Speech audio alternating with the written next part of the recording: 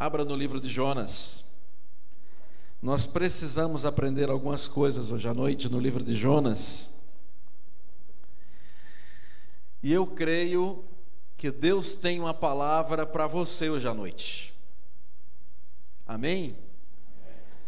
Deus falou com você hoje de manhã, os que vieram aqui de manhã, ou se você foi para outro lugar. Mas, irmãos, eu creio que Deus tem uma palavra para você hoje. E é a palavra de Deus para a sua vida. Porque o Espírito Santo está presente no nosso meio. Vamos orar? Pai, fala com a gente pela Tua palavra. Deus, como nós somos carentes da Tua palavra. Deus, como nós precisamos ouvir Tua voz. Deus, se Tu não falares conosco, quem somos nós? Estaremos perdidos. Como disse Pedro, para onde iremos nós? Só Tu tens as palavras de vida eterna. Portanto, Senhor, fala conosco hoje à noite. Ministra aos nossos corações de acordo com a necessidade de cada pessoa que está aqui hoje à noite. E que Teu Espírito Santo continue sendo o único Espírito com toda a liberdade nesse lugar. É isso que eu te peço em nome de Jesus. Amém. Você vai ficar com sua Bíblia aberta em Jonas, porque nós vamos ver Jonas hoje à noite. Deus quer falar conosco através de Jonas. O livro de Jonas, todos nós praticamente conhecemos bem a história de Jonas. O mundo inteiro conhece Jonas muito mais pela baleia do que por Jonas. Muitas pessoas no planeta conhecem mais sobre essa baleia que engoliu Jonas, que não foi baleia, ou pode ter sido uma baleia, mas a Bíblia diz que foi um peixe, um grande peixe que engole Jonas. Mas nós vemos no livro de Jonas um conflito de vontades. Porque Deus dá uma palavra para Jonas, está logo aí no versículo 1 do capítulo 1, você pode observar, a palavra do Senhor veio a Jonas, que era filho de Amitai, e com esta ordem: vá depressa à grande cidade de Nínive e pregue contra ela, porque a sua maldade subiu até a minha presença. Deus fala com Jonas, Deus dá uma palavra para Jonas. Mas é interessante que nós vemos que Jonas é um homem que é um teólogo, é um profeta de Deus. Ele conhecia Deus, ele sabia quem era Deus. Mas Jonas, presta atenção nisso, mesmo sendo um profeta de Deus, ele foge da presença do Senhor, que é o que diz no verso 3. Mas Jonas fugiu da presença. Irmãos, vocês se lembram quando Moisés diz: Deus, se Tua presença não for conosco, nós não vamos. Jonas é um profeta ao contrário, porque aquilo que Deus pede para ele fazer, ele não faz. Jonas é um profeta que, em vez de ir ao encontro de Deus, à presença de Deus, ele foge da presença. É como se eu, pastor, ou o pastor Jesus, ou os outros pastores que estivessem aqui, ou todos nós que estamos aqui, dizemos que servimos a Deus, mas fugimos da presença. Que contradição enorme nós temos, e que Jonas, no caso, tinha, porque ele se dizia profeta de Deus, e de fato era, mas ele foge da presença. É possível, esse livro nos ensina, é possível ser um profeta de Deus, ser pastor, ser crente, mas tem muita gente que foge da presença. E essa é uma das grandes tragédias do mundo evangélico, porque o que mais temos hoje são pastores profissionais, pastores que podem pregar bem, pastores que podem ensinar bem, crentes que podem evangelizar bem, mas que muitas vezes vive uma vida simplesmente religiosa, uma vida de fachada, uma vida profissional diante de Deus, mas não na sua presença. Por isso que é possível, como nós sabemos do caso daqui de Anápolis, de 2 pastores da Assembleia de Deus, que durante muitos anos foram pastores, mas que depois se juntaram e publicamente expuseram o caso que eles tinham um com o outro, um caso homossexual. Porque é possível viver anos e anos dentro de uma igreja, mas viver também com pecados escondidos.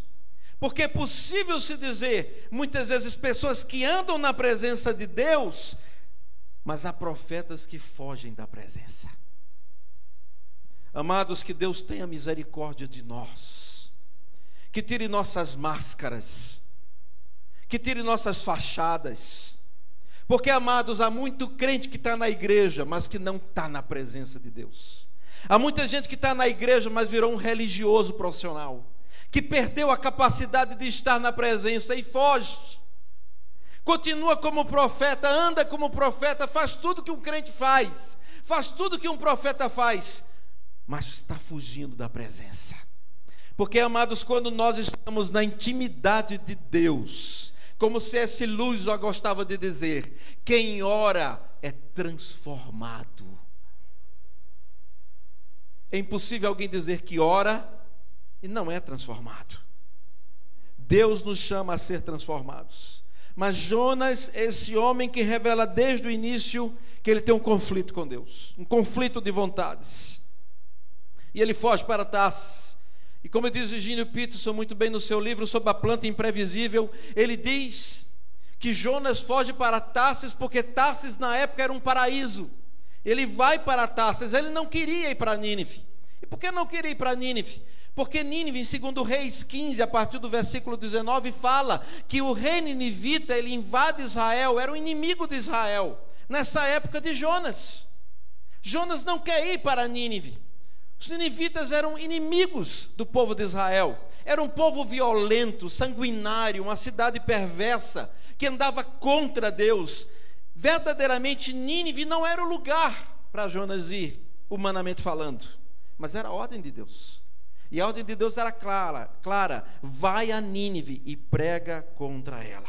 Mas nós conhecemos a história. Jonas foge, pega o barco para Tarsis, e ele vai e embarca para fugir, como diz o verso 3, fugir do Senhor. De novo, um profeta que ao invés de ir ao encontro de Deus, ele foge de Deus. Mas lá, amados, porque Deus faz essas coisas na vida da gente. Deus, apesar de muitas vezes nós irmos contra a sua vontade, fazemos algumas coisas que não são do agrado dele, mas Deus é um Deus que não desiste da gente. Se há uma coisa que eu gosto demais no livro de Jonas, é porque Deus é um Deus que não desiste de Jonas. E ele vai, já que Jonas foge, Deus vai ao encontro de Jonas. Deus vai falar com ele, mas ele usa pessoas. Porque Jonas, como diz Hernandes Dias Lopes, Jonas é um grande teólogo. Ele faz tudo certo teologicamente falando. Mas aquilo que ele conhecia, ele não vivia. Aquilo que ele sabia, ele não vivia. Eu me lembro muito bem quando o Dr. James Houston chegava para mim e dizia: Fábio, se há uma coisa que os teólogos na Idade Média tinham na vida deles, eram conhecidos como homens que oravam. Ser teólogo era sinônimo de orar, de alguém que orava. Alguém que orava era o sinônimo de ser um teólogo. E ele diz que com o iluminismo, infelizmente desde o iluminismo, houve essa desassociação, essa separação entre orar e fazer teologia. E as pessoas começaram a se tornar teólogos, como hoje nós temos muitos no mundo inteiro, mas principalmente na Europa, pessoas que são grandes teólogos, mas que não oram. Pessoas que são grandes teólogos, mas nem novo nascimento houve na vida deles, nem convertidos são. Jonas é esse homem que na sua cabeça a sua teologia está correta. Porque quando ele está no barco, nós sabemos, a tempestade vem, Deus manda a tempestade vem sobre o navio, e aí eles tem um sorteio, o sorteio cai sobre Jonas, e eles perguntam para Jonas: quem é você? Acordam do sono, ele está dormindo, e ele diz: olha, ore para Deus, porque se há uma coisa em Jonas interessante, é que Jonas é profeta, mas ele não ora. No meio da tempestade, quem ora são todos os outros marinheiros de toda a tripulação daquele navio. Eram homens que seguiam diversos deuses, e a Bíblia nos diz que eles oram aos seus deuses. Cada um, no verso 5 diz, a Bíblia, cada um clama ao seu Deus. Todo mundo ora, menos Jonas. Jonas é um teólogo que não ora. Jonas é um profeta que não ora. Todos oram aos seus deuses, mas Jonas não ora. E é interessante que Deus usa essas pessoas, ditas pagãs, que oravam aos seus deuses. E Deus usa essas pessoas para acordar e despertar Jonas e dizer: Jonas, desperta. Jonas desperta. Eles fazem várias perguntas no verso 8. Diga-nos, quem é o responsável por esta calamidade? Qual é a sua profissão? De onde você vem? Qual é a sua terra? A que povo você pertence? E quando eu falo que Jonas, de fato, é um grande teólogo, como bem diz também o Hernandes Dias Lopes, está aqui. Jonas responde no verso 9: teologia perfeita. Eu sou hebreu. Eu sei a qual povo eu pertenço. Eu sou hebreu. Eu sou adorador do Senhor. Mas olha a contradição.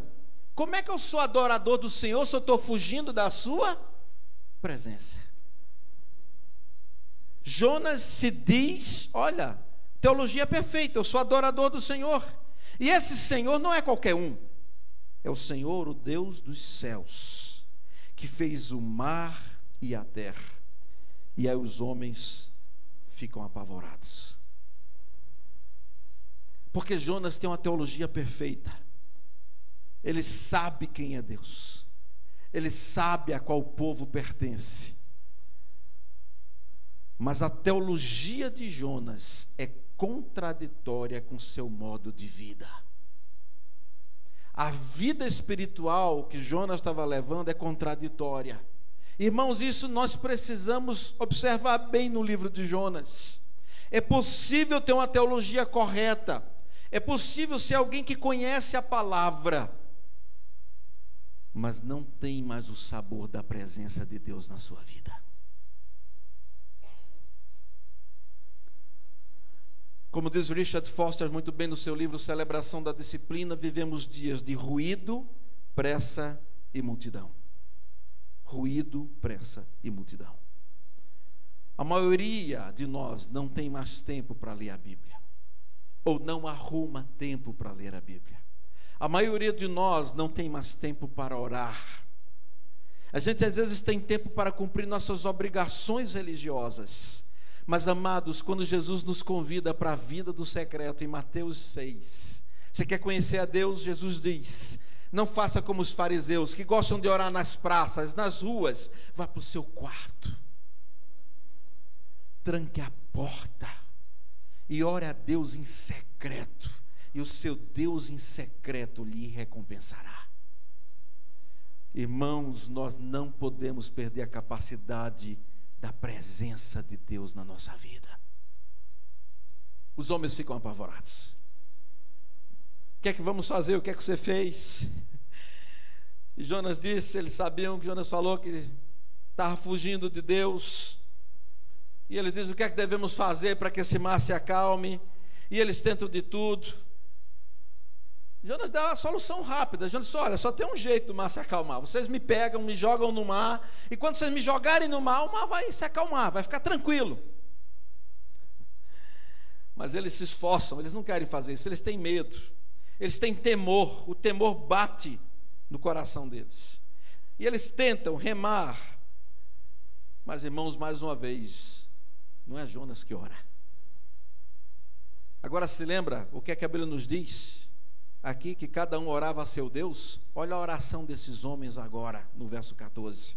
Eles clamam ao Senhor, não é mais ao seu Deus.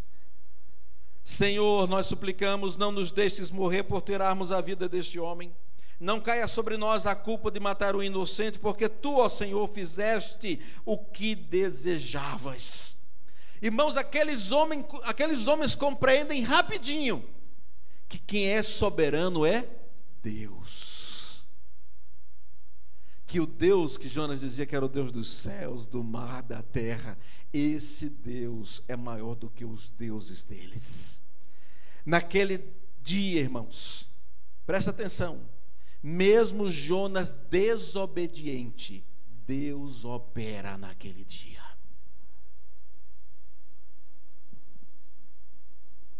Isso é duro, porque mesmo na desobediência de Jonas, Deus opera. E quando eu olho para esse texto, pastor Jesus, eu vejo assim, só tem uma explicação, é que Deus quer mostrar que a obra dele, quando ele quer fazer, ele não depende nem do homem. A obra, irmãos, é de Deus, não é nossa. Naquele dia Deus converte aquela tripulação inteira daquele navio, para mostrar que quem faz a obra é Ele. E aqueles homens oferecem sacrifícios a Deus, e a Bíblia nos diz no verso 16, que eles lançam, verso 15, que eles lançam Jonas no mar enfurecido, e este mar se aquieta, e que ao ver o mar se aquietar, olha o que é que acontece, irmãos, os homens adoraram o Senhor com temor, oferecendo-lhe sacrifício e fazendo-lhe votos. Que conversão tremenda daquela tripulação toda, porque Deus é Deus. No capítulo 2 de Jonas, nós vemos a oração. Eu não vou pegar a oração toda, mas eu só quero dizer para os irmãos que Jonas, ele era um teólogo tão profundo, que a oração inteira de Jonas, no capítulo 2, ele ora os salmos, que o peixe o engole, o leva para o fundo do mar, e ele vai para o fundo do mar, e de dentro do peixe, agora sim, o que é que diz o verso 1 do capítulo 2? Jonas ora. Agora Jonas ora.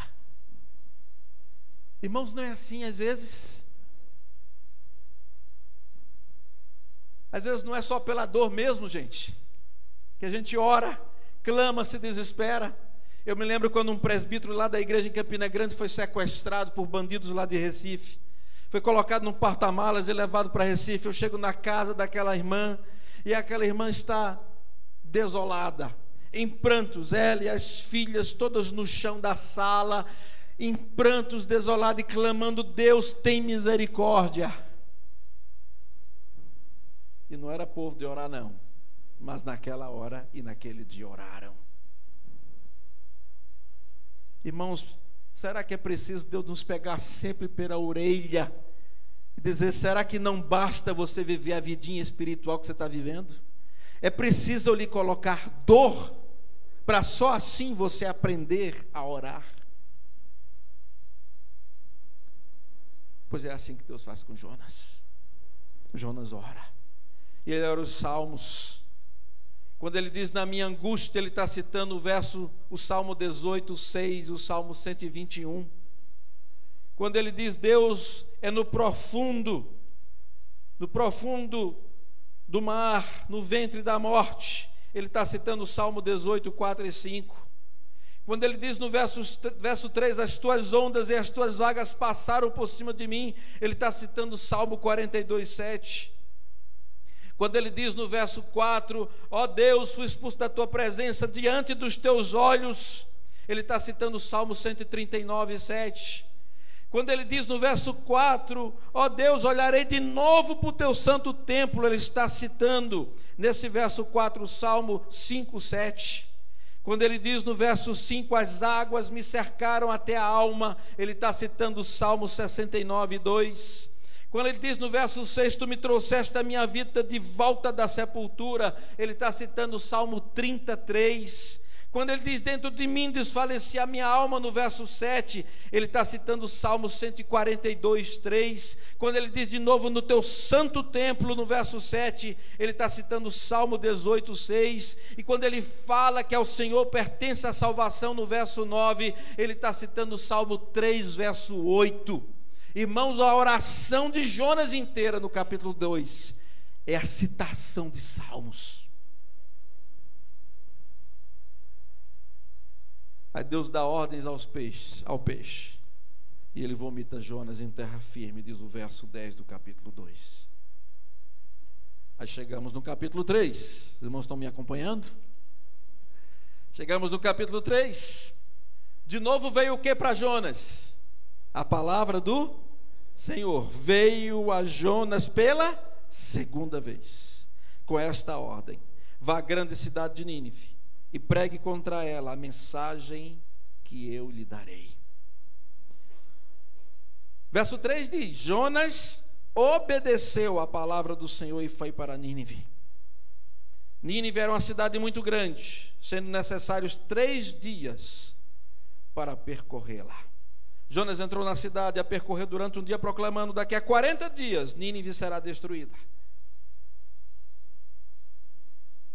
Irmãos, Nínive tinha 120 mil habitantes, como nós sabemos, Deus mesmo revela sobre isso. Era a maior cidade da época. Nínive foi destruída no ano 612 pelos medos persas, 612 a.C. Naum fala essa profecia de destruição que iria cair sobre Nínive um dia.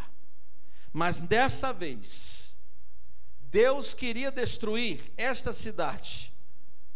E é interessante, irmãos, porque Jonas, ele prega contra a cidade, ele fala contra ela, e o resultado é, no verso 5, que os ninivitas creram em Deus, proclamaram um jejum, e todos eles, do maior ao menor, vestiram-se de pano de saco. E quando as notícias chegaram ao rei de Nínive, ele se levantou do trono, tirou o manto real, vestiu-se de pano de saco, sentou-se sobre cinzas. Então fez uma proclamação em Nínive, por decreto do rei e os seus nobres: não é permitido a nenhum homem, ou animal, bois ou ovelhas, provar coisa alguma, não comam nem bebam, cubram-se de pano de saco, homens e animais, e todos clamem a Deus com todas as suas forças, deixem os maus caminhos e a violência, talvez Deus se arrependa e abandone a sua ira e não sejamos destruídos. Tende visto o que eles fizeram e como abandonaram os seus maus caminhos, Deus se arrependeu e não os destruiu como tinha ameaçado. Só que aí Jonas entra em crise, porque Deus decide não destruir Nínive. Porque o grande problema de Jonas é que ele sabia, como todo profeta de Israel, ele sabia que se a palavra dele não se cumprisse, ele era um profeta fracassado. Porque, amados, a Bíblia nos diz claramente de que quando o povo, um profeta, ele dava uma mensagem, Deuteronômio 18, no verso 22 diz que se o profeta proclamar em nome do Senhor uma mensagem e ela não acontecer nem se cumprir, essa mensagem não vem de Deus. Aquele profeta falou com presunção, e aí diz claramente: não tenham medo, está lá, Deuteronômio 18, 22. Então o grande problema de Jonas, ele conhecia essa palavra.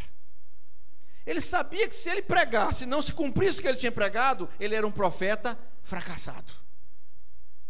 E ele fica com raiva: mas Deus, onde é que vai ficar meu nome? O grande problema de Jonas, irmãos, é que Jonas estava preocupado com a reputação profética dele. O grande problema de Jonas é que ele estava mais preocupado com a reputação dele. Deus, ele conhecia essa palavra de Deuteronômio: o que é que vai ser, Deus?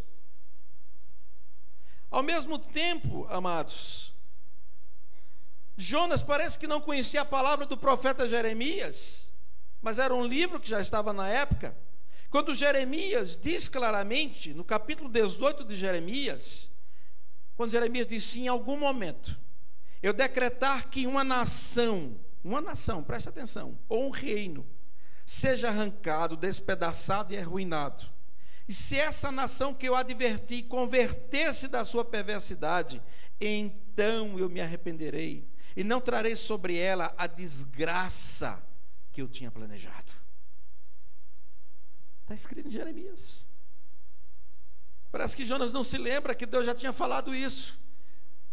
Se eu disser a uma nação que eu vou destruí-la, mas ela se arrepender, eu não vou destruí-la mais. Aí chega no capítulo 4 de Jonas, Jonas entra em crise. E a Bíblia nos diz que Jonas fica profundamente descontente e se enfurece. Se enfurece. Amados, no fundo, sabe o que é que Jonas está dizendo para Deus? Deus é do meu jeito. Aí ele começa a discutir com Deus. Deus é do meu jeito. Ou tu destróis Nínive, ou nada feito.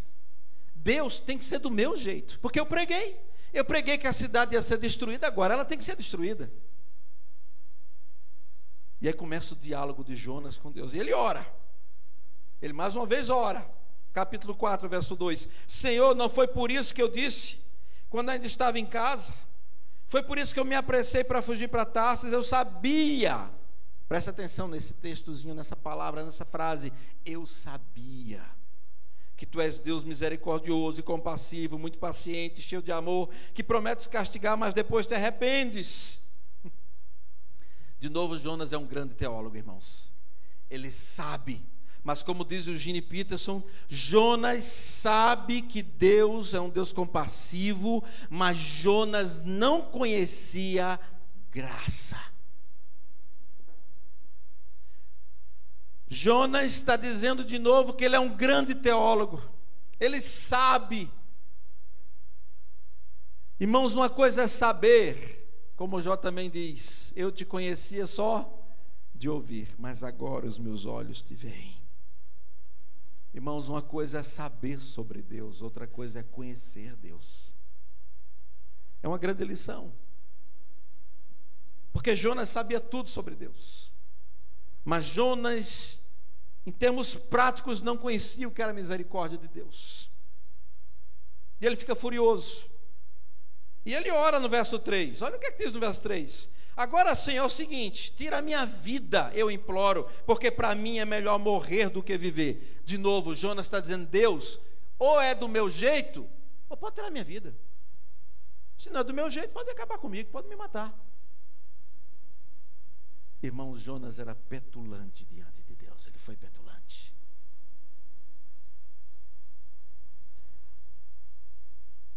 A Jonas a gente aprende que Deus fala para a gente com amor, dizendo assim, olha, não é do seu jeito, é do meu jeito. Porque Deus lhe responde, no verso 4 do capítulo 4, você tem razão para toda essa fúria? Essa ira, Jonas. E amados, quantas vezes não é assim com a gente? A gente quer que seja do nosso jeito. Aí Deus fala, não, é do meu jeito. Quando eu estava para ir para Santarém, antes eu dizia assim, eu orava, Deus, eu não quero ir para a região amazônica. Foi o meu primeiro campo. Mas eu orava, Deus, eu quero ir para todo lugar, eu quero te servir, quero ser missionário, mas por favor, não me manda para a região amazônica. Quando é que Deus manda? Para a região amazônica. Aí foi Santarém, minha primeira igreja, em Santarém, no Pará. A Miriam orava, Deus, a Miriam é neta de pastor, bisneta, foi o bisavô, né, Miriam? Primeiro pastor batista no Rio Grande do Sul foi o bisavô da Miriam. Miriam vem de família toda batista. Aí ela orava, Senhor, aí bisavô, avô, o pai dela. Aí ela orava, Senhor, não quero casar com pastor. Aí o que é que Deus faz? Manda um pastor. E ainda mais presbiteriano, pastor Jesus. Aí Deus é bom demais. Porque aí Deus queria também me agraciar com uma batista de raiz, de gema, de tudo que é canto. Todos os poros batistas. Mas graças a Deus nos damos bem, já estamos há 22 anos casados. Às vezes a gente fica cuidado que algumas orações que você faz, porque Deus pode responder o contrário. Agora mesmo eu queria ir para o Canadá. Eu tinha um convite para ir para o Canadá. Voltar para o Canadá. Ir para Toronto. Aí Deus fala, não. Você vai para Portugal de novo. Tem mais Deus de novo. Já passei 8 anos em Portugal. Gosto demais da comida. Gosto demais do país. gosto mais, tenho alguns amigos fantásticos em Portugal. Mas Deus, o que é que eu vou fazer de novo em Portugal? Eu já fiz tanta coisa, plantei o Encontro de Casais com Cristo lá no norte de Portugal, já mentoreei vários líderes jovens, plantei uma igreja na cidade de Albergaria. Deus, o que é que eu vou fazer de novo em Portugal? Eu tenho uma obra para você lá. Eu estava me lembrando, a gente estava cantando aqui, um dos corinhos dizia assim, eu acho que era tudo entrego, alguma coisa desse tipo. E eu fico pensando, gente, a gente está disposto mesmo a entregar tudo para Deus? Cuidado com alguns hinos que você canta, porque às vezes a gente canta, mas parece que a gente não quer fazer aquilo que Deus quer que a gente faça. Mas amados, quando eu vejo esse diálogo de Deus com Jonas, no capítulo 4 de Jonas, eu vejo um Deus amoroso que tem uma paciência mais do que... Olha, eu conheço há pouco tempo o pastor Jesus, né, de 3 anos para cá. Eu digo uma coisa, você é um dos homens mais pacientes que eu já conheci na minha vida. Mas olha, a paciência de Deus com Jonas, pastor Jesus, bateu a sua, viu? Porque Deus é paciente demais com esse homem. Porque Jonas se enfurece, Jonas fica chateado, bravo. Irmãos, às vezes a gente tem outras formas de ficar bravo com Deus. É quando a gente fica ressentido, chateado. Eu conheço pessoas que se tornaram amargas. São crentes, mas crentes amargos. Você conhece crente amargo? Eu conheço alguns. Chato, amargo, cri-cri, cria problema com tudo, reclama de tudo, é crítico de tudo. Gente que precisa ser abraçada e se deixar ser abraçado pelo Deus de amor, que nos ama do jeito que a gente é, mas que de vez em quando dá uns puxavantes de orelha, que puxa a nossa orelha e diz, olha, é do meu jeito. Jonas é tão petulante que no verso 5 a Bíblia nos diz que Jonas sai, senta-se no lugar a leste da cidade, constrói para si um abrigo, senta-se à sua sombra, espera para ver o que vai acontecer com a cidade. Como quem diz assim, Deus, é o seguinte, é do meu jeito ou não é? Tem que ser do meu jeito, Deus. Eu vou sentar, porque, Deus, é do meu jeito, tu tem que destruir. Aí Deus faz crescer uma planta. Como diz Eugene Peterson, é a planta imprevisível. E aquela planta, Deus faz crescer, para dar sombra à cabeça de Jonas, livrá-lo do calor. Pela primeira vez, e única vez no livro, a Bíblia nos diz que Jonas fica alegre. A planta fez com que Jonas ficasse alegre. É impressionante isso, porque o Jonas é um profeta, pastor Jesus, mais bem sucedido da história. Irmão, você já imaginou isso? Jonas é o profeta, o pregador mais bem sucedido da história, porque ele ora, ele prega, e 120 mil pessoas, uma cidade inteira, e até os animais se convertem. Nunca na história de missões do mundo inteiro, nunca houve um missionário tão bem sucedido como Jonas. Mas a obra, o livro de Jonas mostra que a obra quem faz é Deus. Porque Jonas, presta atenção no que eu vou lhe dizer agora, Jonas foi pior na obediência do que na desobediência. No capítulo 3 diz que ele obedece e vai, mas ele se torna e se revela um profeta amargo, que se revelou pior na obediência. Por isso que eu estou dizendo aquilo que eu falei no início hoje à noite, irmãos. Há muita gente que está pregando a palavra que vai prestar contas diante de Deus. Porque, amados, infelizmente a gente vive hoje uma vulgarização do Evangelho. Gente que se diz pastor, mas está mais preocupado nos milhares de reais que ele ganha, nos milhões de reais, em mercadejar, como diz o apóstolo Paulo, em mercadejar o Evangelho, do que qualquer outra coisa.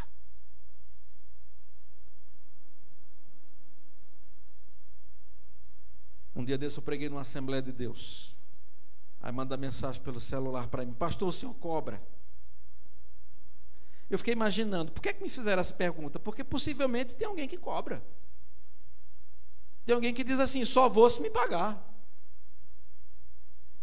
E eu sei de muitos casos, de pastores, de cantores, de cantoras, que exigem, que dizem: ó, só vou, e eu fico olhando, gente. O evangelho é diferente. A gente precisa voltar à simplicidade do evangelho original, em que os apóstolos não se preocupavam com quanto eles iam ganhar, o que eles iam ganhar. Me dá vontade de chorar, sinceramente, irmãos. Mas Jonas, esse cara petulante que diz: Deus é do meu jeito, ou é do meu jeito ou me mata, ou é do meu jeito ou nada feito. Aí Deus faz crescer a planta. Jonas se alegra com a planta, mas não se alegra com a conversão de Nínive. Porque é possível ser alguém religioso e perder a presença de Deus na sua vida. E quando a gente perde a presença de Deus, a gente troca as coisas. A gente ama mais as coisas do que a Deus. Jonas é esse cara que se alegra com a planta, mas não se alegra com a conversão de 120 mil pessoas. É a única vez que Jonas se alegra, pastor Jesus, é com a planta. E aí Deus traz um vento, o sol bate na cabeça de Jonas, porque Deus manda uma lagarta que ataca a planta e a planta se seca. Aí de novo Jonas, parecendo um menino mimado, diz de novo para Deus, no verso 8: é melhor morrer do que viver. E aí, terminando, irmãos, Deus diz a Jonas, no verso 9: você tem alguma razão para estar tão furioso por causa da planta? Respondeu Jonas, na sua petulância: sim, eu tenho, e eu estou furioso ao ponto de querer morrer. Mas a resposta de Deus não é brava com Jonas. Mas o Senhor lhe disse: você tem pena dessa planta?